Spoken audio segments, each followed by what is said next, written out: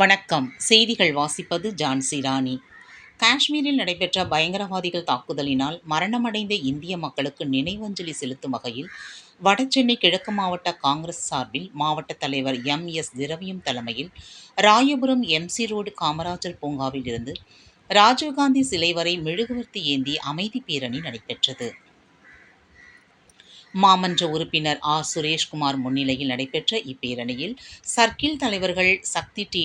Nagendran, A J. Colony Siva, Najma Sherif, R K. Nagar Syed, Walltax road Ramesh, Hariswar, ஒரு அரவிந்த் ஆறுமுகம், எண்ணூர் குணசீலன், எம்.பி. லோகநாதன், ஆராய்ச்சி பிரிவு ஜானி, மீனவர் அணி ஜெயந்தன், ஓ.பி.சி. பிரிவு உபயதுல்லா, ஐ.என்.டி.யு.சி. பிரிவு தலைவர் மொய்தீன், மாவட்ட செய்தி தொடர்பாளர் பி. கலையரசன் உள்ளிட்ட 200க்கும் மேற்பட்ட காங்கிரஸ் நிர்வாகிகள் மற்றும் மகளிர் அணியினர் கலந்து கொண்டனர்.